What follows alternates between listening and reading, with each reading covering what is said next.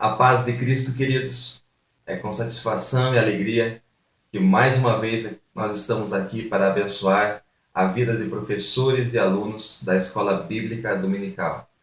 Desde já, agradecendo a todos que neste pouco tempo estão compartilhando os nossos vídeos, estão nos trazendo palavras de incentivo, que Deus venha abençoar a todos ricamente. Estamos chegando já na lição de número 12, que é Isaque, o sorriso de uma promessa. Eu quero começar pela verdade prática dessa lição, a qual diz o seguinte: a promessa divina, ainda que pareça tardia, sempre nos sorri no momento certo e na estação apropriada. Essa é a verdade prática desta lição. O primeiro ponto que eu quero destacar com os irmãos aqui é que o tempo de Deus não é o nosso tempo. Deus não trabalha no Cronos. Deus se move na eternidade, mas não está preso à eternidade. Para muitos, a eternidade é um tempo sem fim. Mas, pelo contrário, a eternidade, na verdade, ela é a ausência do tempo. Deus se move na eternidade e não no Cronos. Mas Deus também não está preso a esta eternidade, porque lá em Isaías, capítulo 9, versículo 6, diz que ele é o Pai da eternidade. Aí você pode estar se perguntando, mas Márcio, essa introdução aí, o que ela tem a ver com a lição que é sobre Isaque? Ora, ela tem tudo a ver com Isaque. Quando Deus promete que Abraão vai ter um filho, Abraão já tem cerca de 75 anos e Sara um pouco menos. Abraão já é adiantado em idade, Sara também. Mas mesmo quando Sara era jovem e estava no seu período fértil, ela não gerou porque ela era estéril.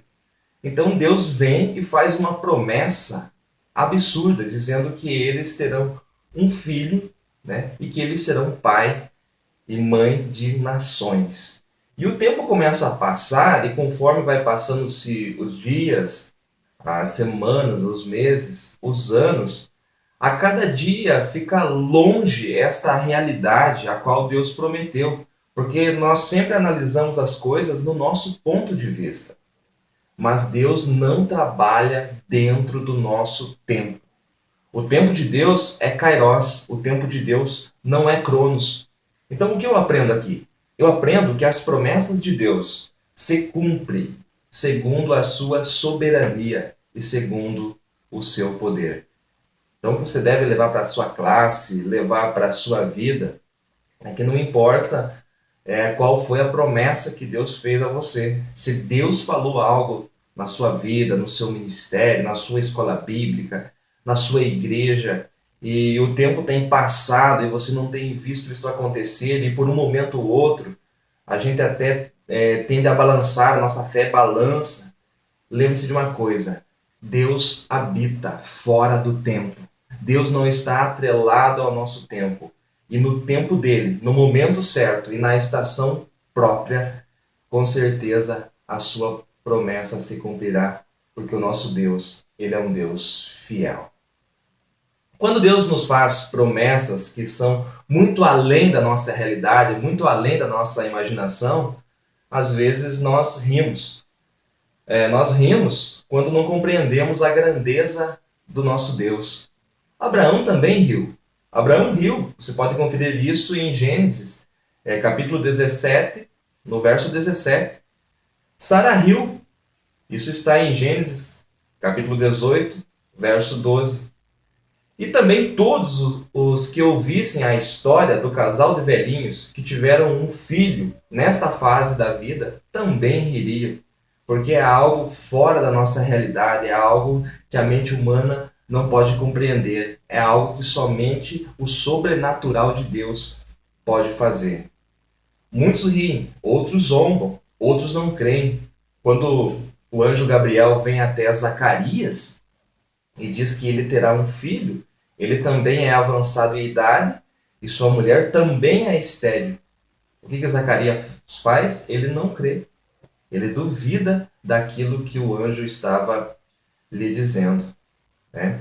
Mas ele fica mudo por não crer até que a promessa de Deus se cumpra. E no mesmo capítulo, que é o capítulo 1, capítulo 1 do Evangelho de Lucas, no versículo 37, a Bíblia diz que para Deus nada é impossível.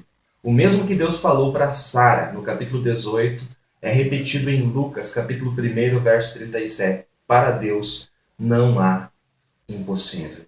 No tempo certo, na estação própria, as suas promessas, elas sempre se cumprem. E Deus vai trazer o riso. E Deus traz o riso para dentro do lar de Abraão. Um lar que era quieto, que muitas vezes era pacato. Então Deus traz um motivo de riso, né? Porque Abraão riu, Sara riu. E quando o menino nasceu, ele foi chamado Riso. Foi chamado Isaque. Avançando um pouco na lição, no segundo tópico, o comentarista traz aqui Isaque, o bem mais precioso de Abraão. E então nós vamos para o capítulo 22 de Gênesis. E o capítulo 22, ele começa assim: Aconteceu depois destas coisas. Depois de que coisas? Depois das promessas cumpridas. Depois daquele período longo em que a fé parece vacilar. Depois de muitas coisas, momentos em que a fé balança, momentos em que Abraão e Sara muitas vezes tentaram ajudar a Deus. Depois de tudo isso, depois que eles receberam a promessa de Deus, agora Deus pede aquilo de volta. Deus não pede algo a Abraão, Deus pede tudo. Deus pede o seu filho único, o filho a quem ele ama, Isaque. Deus só vai nos dar, eu aprendo aqui, aquilo que nós estamos dispostos a devolver a Ele. Muitas vezes nós pedimos algo para Deus, nós pedimos uma bênção, ou até o próprio Deus nos prometeu algo, e quando nós recebemos aquilo que era para ser uma bênção, torna-se em maldição, porque começa a ocupar o primeiro lugar em nossas vidas. E quando algo ocupa o primeiro lugar, que é o lugar de Deus em nossa vida, isso é pecado. Então nós perdemos o nosso foco. Então Deus prova a Abraão para ver se Abraão, mesmo tendo o seu Isaque, mesmo tendo o seu filho, ele ainda ama a Deus sobre todas as coisas. E Abraão vai mostrar que ama a Deus acima de tudo quando Deus pede o seu filho em sacrifício. Ele prepara, toma o fogo, a lenha, ele toma o cutelo e caminha 3 dias até o Monte Moriá para oferecer o seu filho em sacrifício. O Senhor havia dito que de Isaque seria a sua descendência. Em Isaque seria chamada a sua descendência. Agora, o mesmo Deus pede que Abraão sacrifique o seu filho. E Abraão vai. E Abraão está disposto a cumprir isso, a fazer isso. Abraão prepara o lugar, amarra seu filho. Ele está pronto a fazer. Se o anjo do Senhor não intervém, Abraão faria. Mas o que move o patriarca? A fé do patriarca é muito além daquilo que nós podemos pensar. Porque Deus havia prometido que em Isaque seria chamada a sua descendência. Então Abraão vai de cabeça tranquilas para sacrificar o seu filho. Porque o autor aos Hebreus, capítulo 11, versículo 18, diz que Abraão tinha tanta fé que ele tinha certeza que se ele sacrificasse o seu filho, Deus era poderoso para ressuscitar Isaque dos mortos. Tal era a fé do patriarca Abraão. Com isso, eu vejo aqui Isaque como um tipo de Cristo. Porque ele vai junto com seu pai. Ele até pergunta: meu pai, eis aqui o fogo e a lenha, mas o cordeiro, aonde está? E o seu pai simplesmente responde: Deus proverá para si o cordeiro. Então Isaque é um dos primeiros tipos de Cristo no Antigo Testamento. Aliás, um dos mais perfeitos tipos de Cristo. Agora eu queria analisar também um pouquinho mais à frente o casamento de Isaque com Rebeca. Também nós podemos encontrar ali uma tipologia perfeita.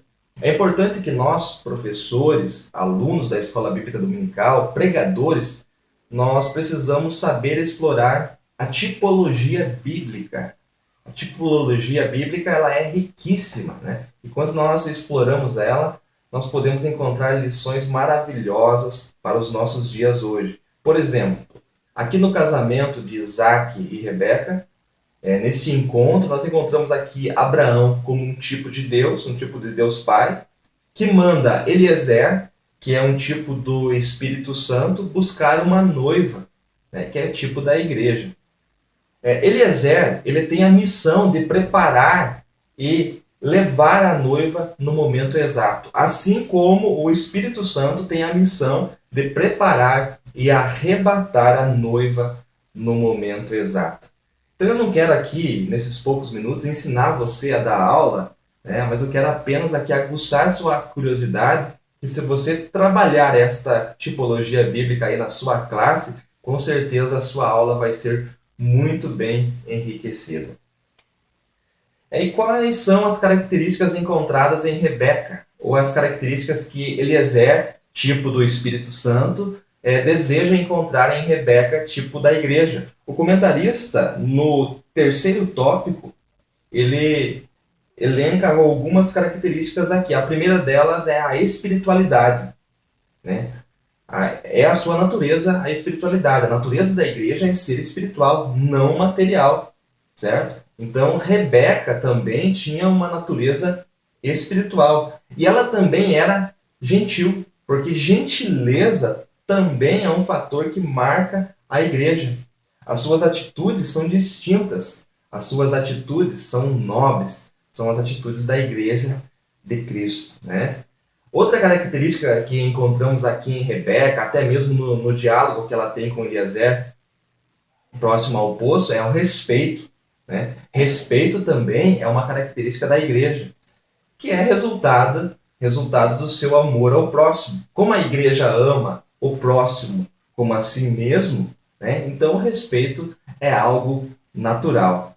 Então são alguns fatores aqui que nós podemos explorar que Eliezer, que é tipo do Espírito Santo, desejava encontrar naquela que seria a esposa de seu patrão Isaac, as mesmas características que o Espírito Santo deseja encontrar na sua igreja. Mais duas apenas, a disposição, que o comentarista também destaca aqui, porque ela estava disposta a servir, né? A igreja também tem disposição, porque ela vive por um propósito, ela não vive para si mesma, né? A igreja, ela vive por um propósito. E qual é o propósito da igreja? O propósito da igreja é estabelecer o reino de Deus na terra. A última característica é o amor ao trabalho, né? Ela não se pesou em dar água não somente para Eliezer, mas também dar água para os seus camelos, né? O amor ao serviço. O que eu aprendo aqui? Que a igreja tem amor ao trabalho, porque a igreja é chamada ao serviço. Então aqui eu destaco o evangelho da bacia e da toalha. O evangelho da bacia e da toalha é uma doutrina ensinada pelo nosso Senhor Jesus Cristo. Em João, no capítulo de número 13, que é a disposição em servir, né?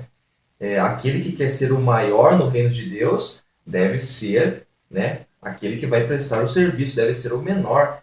Jesus Cristo deu prova disso depois da ceia, quando ele cingiu-se, tomou a bacia e a toalha e começou a lavar os pés dos seus discípulos, né? Então, amor ao serviço também é uma característica da igreja, característica esta que Eliezer encontrou também em Rebeca. No último tópico da lição, eu destaco aqui que Isaac viveu como um príncipe de Deus. Como todos os grandes homens das Escrituras, Isaac venceu pela oração, lembrando que Rebeca, né, assim como Sara, também era estéril. E a Bíblia diz que Isaac orou, e ele orou insistentemente, ele suplicou ao Senhor que abrisse a madre de sua esposa, né, para que ela gerasse. Havia uma promessa sobre a vida dele, mas ele não via a possibilidade dessa promessa se cumprir. Mas ele nunca duvidou, ele buscou o Senhor insistentemente e o Senhor cumpriu a promessa que havia feito já a Abraão. As bênçãos de Deus estavam sobre ele e ele prosperava em tudo. Isaac foi um homem riquíssimo, assim como seu pai Abraão, né?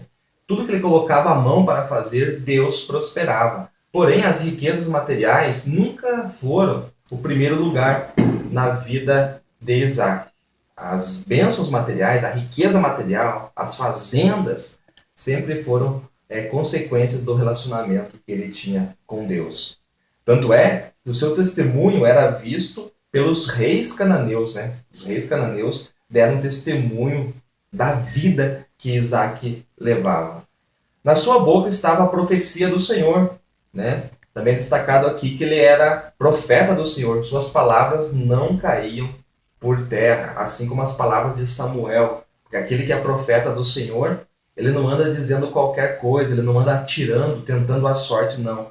Aquilo que ele fala, ele honra. Para concluir a pré-aula de hoje, eu destaco aqui que todas as promessas de Deus se cumprirão, passe o tempo que passar. Somente fique no lugar que ele te estabeleceu. Quando eu falo aqui lugar, eu não estou falando de um local em si, mas eu estou falando de estar no centro da vontade de Deus. Mesmo que o tempo esteja passando, Deus habita fora do tempo. Lembre-se disso. As promessas dele se cumprirão desde que eu e você estejamos no centro da sua vontade. Um último conselho: não procure atalhos. Agar não estava nos planos divinos. Num determinado período da caminhada, como Sara e Abraão chegaram à conclusão que o tempo estava passando e a promessa não era cumprida, então Sara deu a sua serva egípcia a Abraão para que ela tivesse filho com ele. E Abraão teve com Agar a Ismael, né, que trouxe muitas tristezas a Abraão e a Sara. Por quê? Porque tentaram os atalhos. Né? Não tente procurar atalhos. O Deus que prometeu, ele é fiel para cumprir. Lembre-se, a maior lição aqui na aula de hoje: Deus é fiel.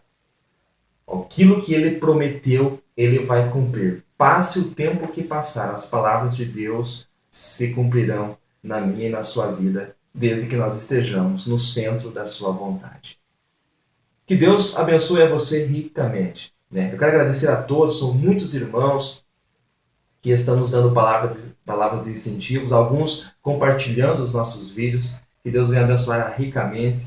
Ajude-nos orando, divulgando, e que Deus possa te abençoar ricamente, que a sua aula seja enriquecida com esses poucos detalhes que nós trouxemos aqui.